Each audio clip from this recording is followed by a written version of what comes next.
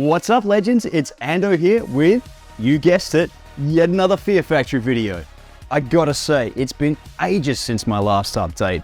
My small business tech tiger was keeping me super busy in the lead up to Christmas, and I caught COVID on December 23, which absolutely sucked.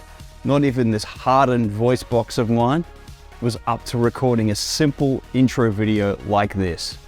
While my symptoms weren't painful, it took ages for the frog in the throat to disappear, but I'm firing on all cylinders now to bring you the latest episode of my fledgling podcast. A huge shout out and a massive thank you to the boys at NBTV who gave me the golden opportunity to debut on their YouTube channel. Our collaboration on the Dino Cazares Ormsby Guitar Clinic has almost reached 3,000 views now, and it was even featured on blabbermouth.net. So, it would be completely remiss of me not to have it playing in the background here. A quick little intro about this video. The boys at NBTV have given me their approval to use the footage that they didn't include in their production. So I'm bringing you some new footage of the guitar clinic, plus some fantastic interviews with punters on the day. Please do me a solid, hit that like button, smash that subscribe button, and click on the little bell to receive alerts for my channel. Thank you so much to the man himself, Dino Cazares. Thank you so much to Perry and the team at Ormsby Guitars. And thank you so much to the very patient punters whose interviews are a key part of this video. So, without further ado, here's that guitar clinic footage. Disruptor!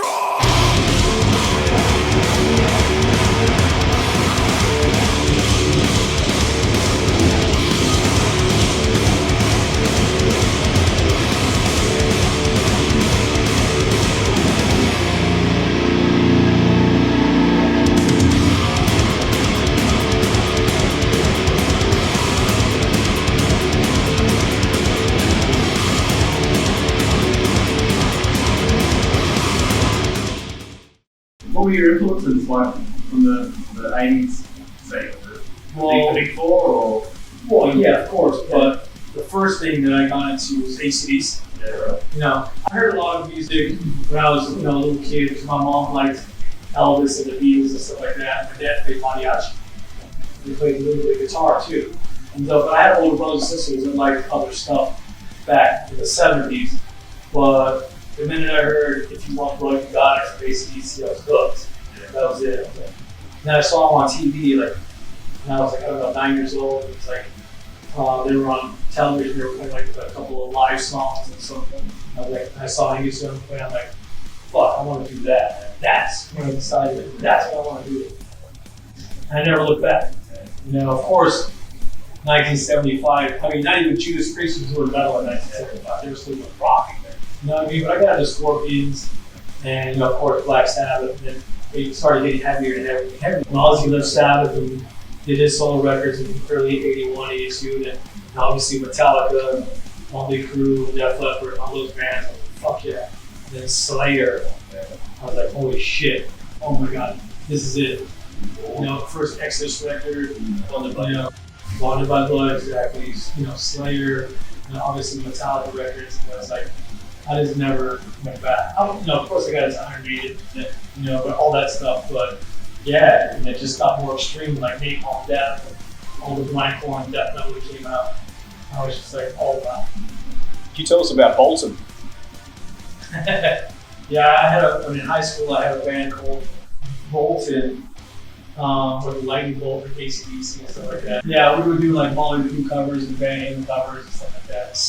But yeah, it was not much. How did you find yourself? What made you go to guitars? Good question, because I first started out with a 6-string guitar, obviously, right? And then I was tuning down. And obviously when you tune down a string, it's mega flop. Because of bands like Carcass and Bolt Thrower and early Morbid Angel and Napalm Death, all those bands, all those bands are tuning lower, like way back. So we get into those bands. Godflesh being one of the main ones, tuning down to G and stuff like that. I was like, fuck yeah, your string is like, it's like a spaghetti. You know what I mean? And so I just got into the tunes like that. And then obviously right after I recorded Demanufacture, because that was the B, that's 6-string to B. So right after I recorded Demanufacture, Ibanez was trying to push the 7-string guitar, right? And I was like, they approached me on it like summer '96, no, summer '95. They approached me on it and they gave me the guitar. I was like, maybe let me see if I make it work. You know? So I started playing it, but it had passive pickups. I'm into active pickups. I'm into EMGs, active pickups, EMG 8-1s. They didn't make a 7-string version yet. And I was like, I liked the guitar a lot. I had it for a couple weeks. I told Ibanez, yes, I'll sign with you. And so they had these really shitty passive pickups called the Margios. They were in my video. I'm not sure which one they were. They were the Margios. That's what I remember. Yeah. So I wasn't really into those because I need a little bit more attack, a little bit more compression, and something that an active pickup will give you. And so I approached EMG pickups and I said, yo, you got to make a 7-string pickup. And I was like, no, we don't know how to make it. We don't have no way we're going to make it. So for like 6 months, come on. I called them like every month. Come on. Like, look, we're tired of you calling. Don't fucking call here. So one day, a few weeks later, they go, we think we got it figured out. And I'm like, what? You actually called me? Like, what do you got? They go, what we couldn't figure out is what case to put it in. So they put it in a bass case. That case that it comes in, it's a bass case. That's what they put in the bass, the bass pickups. And so they go, we're gonna make you one, but you're gonna have to route out your guitar different. I go, I don't give a fuck, just send it. And they did it, and we routed out my guitar, we put it in there, right? And I'm like, yeah, it's still too dark. So they sent me another one, they sent me like 10 of them. So finally they nailed it. That's what became the EMG 707 pickup. And then later on it included the 707 81, the 81.7. But because of me pushing them, they were the first company to do active pickups for the 7-string guitar. Of course, later on, other pickups got into Seymour Duncan. I went with the Seymour Duncan and released the Blackout pickup. And now we have an exclusive pickup that was only in this guitar. It looks like a passive pickup, but it's actually an active pickup. So you look at it, you're like, it's just like a regular pickup, right? But no, it's an active pickup, and it's what I helped design with Seymour Duncan, and it just has the preamp underneath it. It's built into pickup, so it's really cool. What's your riffing process? Do you just doodle and land on something, or do you sort of have a thing you're trying to go for? Both. Yeah, both. Sometimes I wake up, I'm like, I got it. And I go write a song in 5 minutes. Oh my God. But sometimes when you write it so fast, you do something wrong. Well, even know. With Roosevelt, I wrote like in 15 minutes, me and Raymond wrote it in the back of the van, touring the US. We had a couple of pencils. I just had, just humming the riff.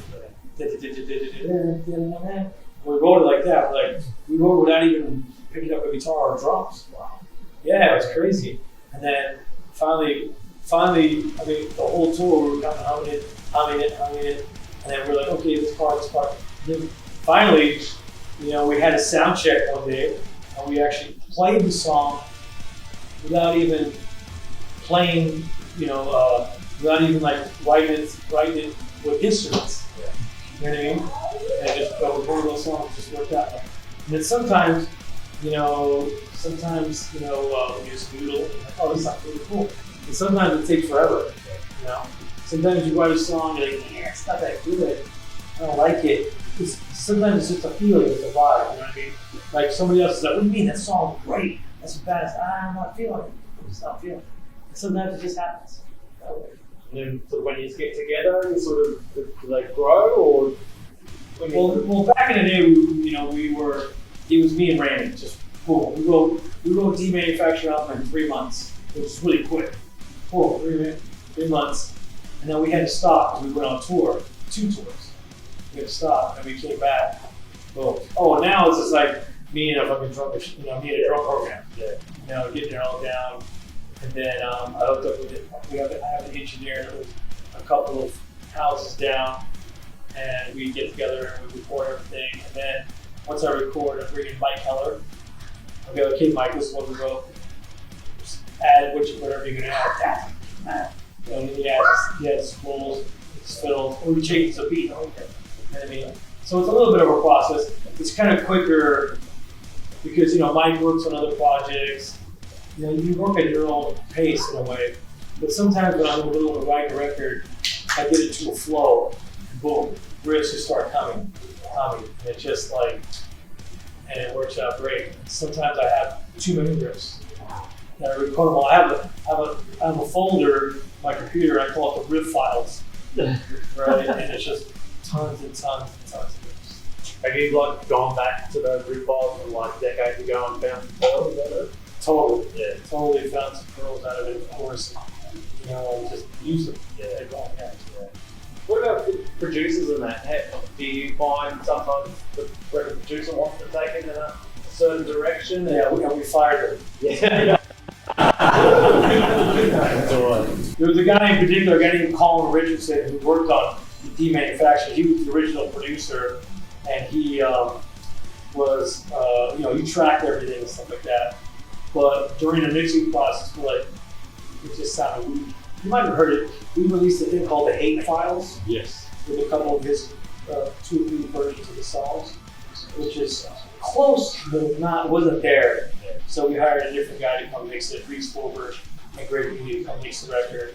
And on my Patreon page, I put a 3-video series of mixing Demanufacture. Yeah. You can see the process of what we did on that record. You just see the joy in my face once, we had the right guy mixing the album. Yeah. I mean, there was times where I was crying because it was so good, right?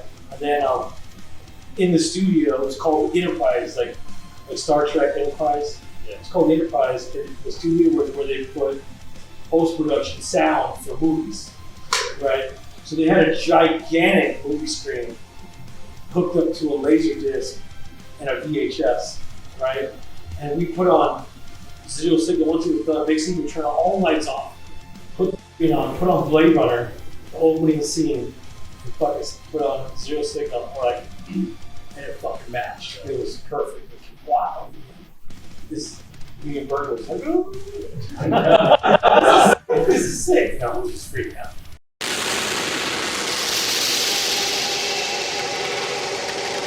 I got here with me Jaxon. Jaxon, tell us all about your band Bloodhunt, mate. My band Bloodhunt is a 3-piece death metal band from Perth, Western Australia. We've been playing for about a few months and we have a couple songs out right now. And so how long have you been jamming as a 3-piece? Well, we started as just me and a drummer, then a bassist joined around last month. At the time of uploading this video, Bloodhunt made good use of the school holidays, recruiting a second guitarist and commenced writing their 5th song. Are you getting ready for gigs soon, or? Should be, yeah. So, Jaxon, how old are you, mate? 13. And how long have you been listening to Fear Factory? Since I was around 10. And what's your favourite Fear Factory riff, do you think? Either the intro riff to Self-Bias Resistor or Linchpin, or just anything off Demanufacture or Digimortal. Yeah, awesome, dude. So, what was your key takeaway from today? Just to experience the whole clinic. What guitar do you play? Jaxon guitar. Of course, because your name's Jaxon, right? Yeah. Okay, do you have an Ormsby? I plan to get one. Sure, so what do you got your eye on there? Probably one of the Dino Cazares signatures. Sure, so what do you think? Maybe the Blood Camo? Or? Yeah, the Blood Camo probably. I really like the Violacious. Yeah, or the Obsolete guitar. Good stuff. Alright, that's all we've got time for. All the best, Jaxon.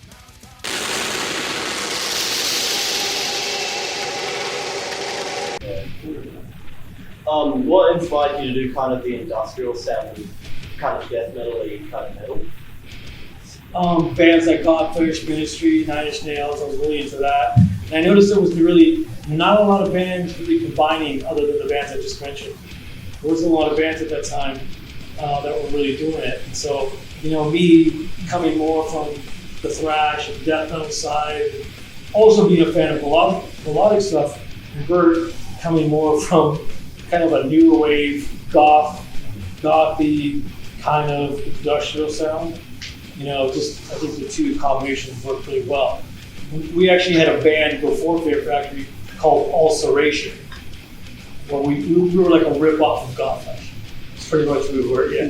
And so tuned down, you know, some really heavy beats, really fucking just chugging pretty much the whole time. Not a lot of stuff like that. It was just really down-sweet stuff. On the first record, there's a song called Big God, and that's the one where that was from our other band, Ulceration. With that chord, I think did you use it in Linchpin? Because I was trying to learn the chords by ear and I could not figure it out. So Linchpin is.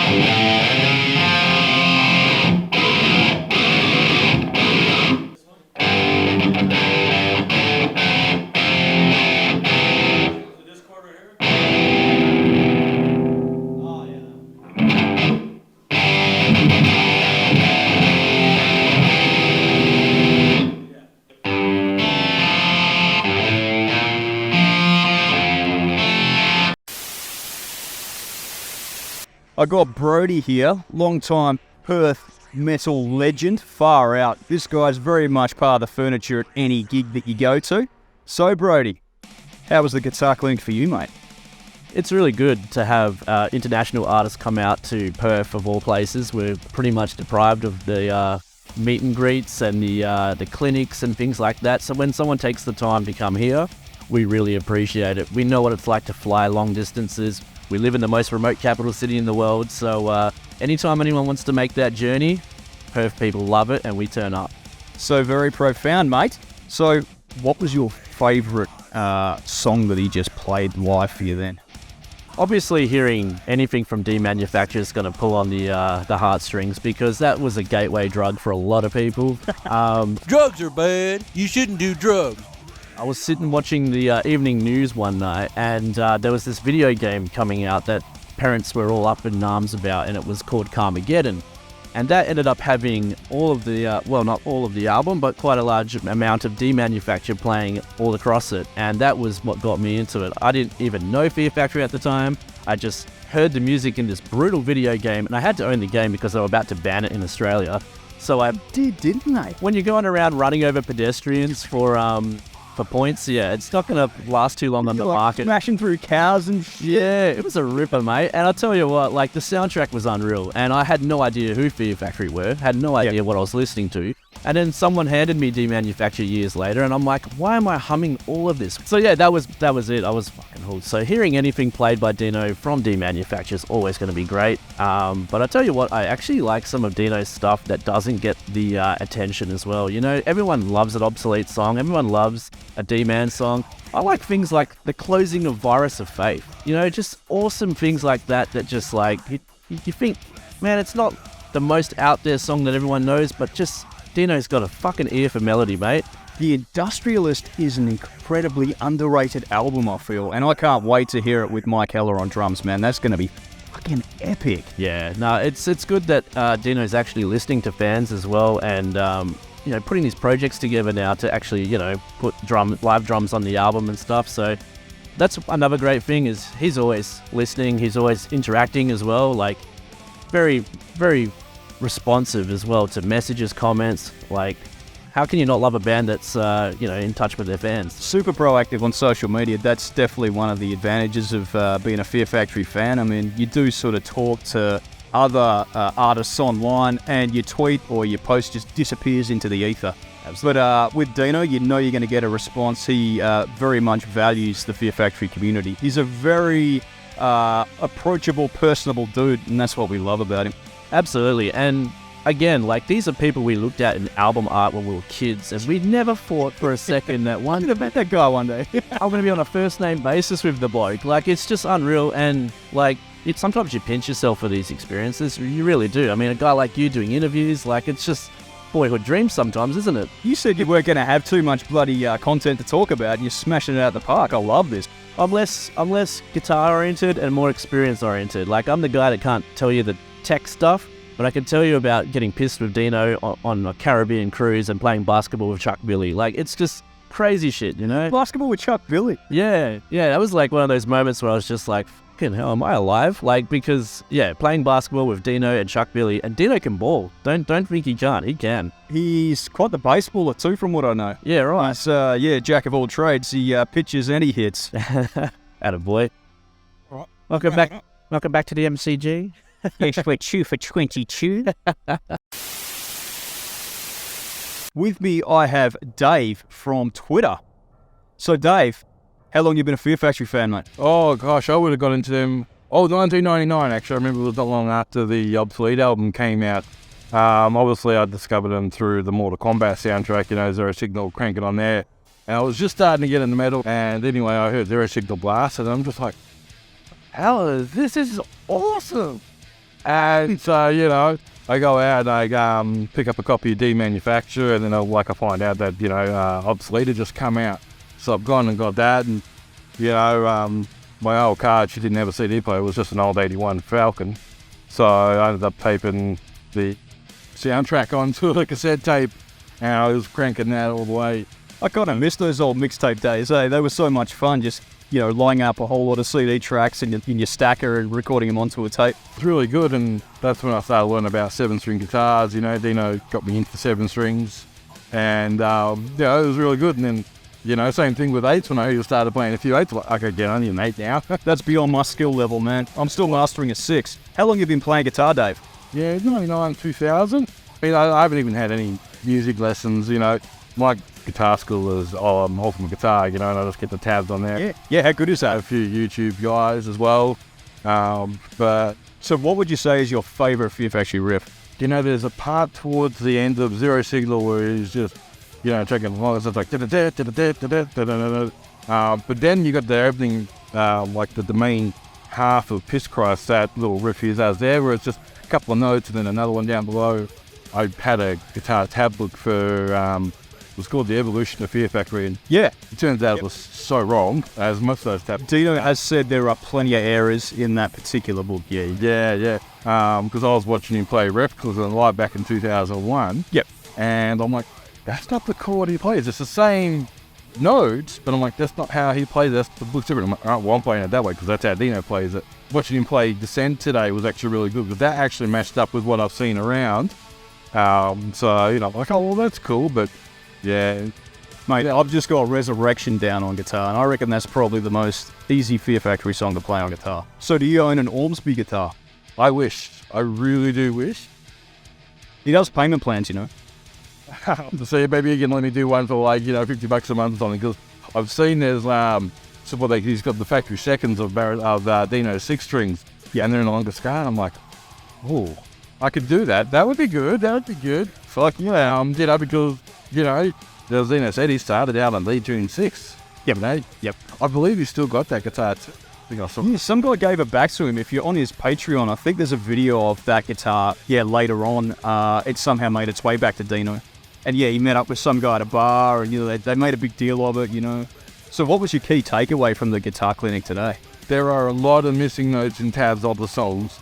Yeah. Even on the Ultimate Guitar tabs, yeah? Yeah. It's like watching him play Demanufacture, and I'm like, oh, hang on a sec, I've not seen that little note just chucking in the end there. And then watching him play it, I'm like, oh, I can hear it now. Yeah, and he'll actually say, oh, you know, when I see people cover these songs on YouTube, they're missing this particular single note here or whatever. Yeah, there's ones that get snuck in. But yeah, I mean, I think the whole experience is just one big giant takeaway for me. I'd probably say the highlight was definitely getting the guitar he just played. That was built specifically for him. That was, you know, when Dino gave me the 8 to feel, like, I'm just like, oh my God, I've just received a gift from God. I gotta say, I was jealous of that, man. Oh man, I'm just like, touching it, you know, I almost tempted to give it back on one knee, right? I thought, nah, that's a bit too cheesy, so I just handed it back nicely, but I was just say I couldn't believe how light it was. Yeah, you were commenting on the weight and just, yeah. Yeah, because I've had a couple of 8s in my life, and they are heavy. Because I've got Dino's Ibanez, the DCM 100, and that comes with the Floyd Rose. Yeah, okay, yeah. I've been And the weight difference is incredible versus the Ormsby, which just feels so much lighter. Yeah. Have you tried the obsolete guitar, the DC obsolete? No, I wish. Run back upstairs and grab that, man. It's fucking fantastic. It's just so light, and it's got a nice, perfect shaped neck. It's not like a full C shape. It's like a proper streamlined D shaped neck. It's beautiful, clean. Yeah, awesome, Dave. All right, well, thanks for the chat, mate.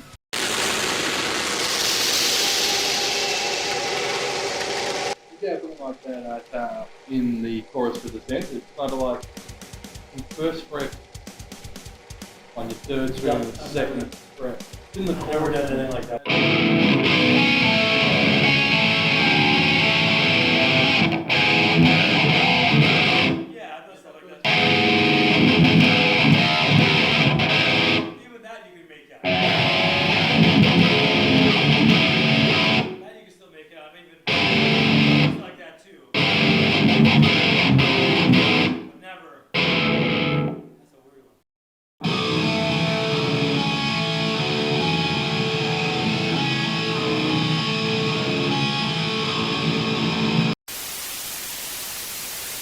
I'm here with Wayne, who's a massive fan of Fear Factory. So Wayne, where did you start listening to Fear Factory? Because of Mortal Kombat. Yeah, you got the Mortal Kombat soundtrack? Johnny Cage? Yeah, Johnny Cage versus Scorpion, man. Yeah. That fight, yeah. That was sick, man. Yeah, I gotta say, man, I had a massive moment up there when he started playing Zero Signal. Yeah, that was sick, man. Love the Cars single that they did as well. Yeah, how good was that? That was sick, man. Yeah, a bit of Gary Newman. Yeah, I love it, man. I didn't know Gary Newman was in the song as well. Yeah. So that was sick as well. Yeah, as Zeno said, he pretty much did the whole take in 15 minutes. That's sick. That's the sort of musician you want. Oh, damn right. So, what was your key takeaway from the guitar clinic today? To have a close-up of him playing the guitar like that, just freaking sick. It was pretty mind-blowing, yeah. So what was your favourite guitar that he was playing today? Oh, man, all of them, man. I'm a bass player myself. Yeah, cool. How long have you been playing bass? Since I was probably 25, almost 40 now. I've been trying to play like Cannibal Corpse, Hammer Smash Face. Yeah, this thing's brutal, man. That's freaking hard. Yeah, I love George Fisher as a vocalist. The Corpse Grinder, he's pretty amazing. Oh, he's sick, man. One of my favourites. So coming back to Fear Factory, which was the first Fear Factory album that you heard? I heard probably Demanufacture. Yep. Was one of the first, and I grew from there, you know? Yeah, for sure. Release of Obsolete, and then Digimortal after that. Yeah, Obsolete sick as well. Love them all, man. They're pretty amazing. Oh, they're sick, man. Good stuff. All right, dude. I think we'll wrap it up. Sweet as, man. It's good to talk to you. Cheers, dude.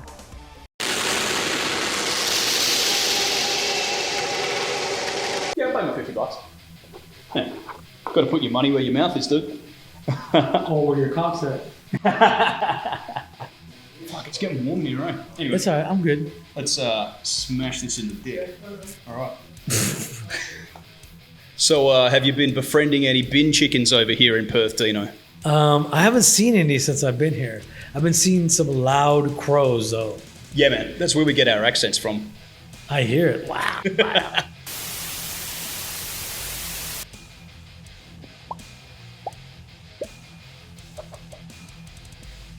Get a fucking dog up, yeah? So, might level up your ass.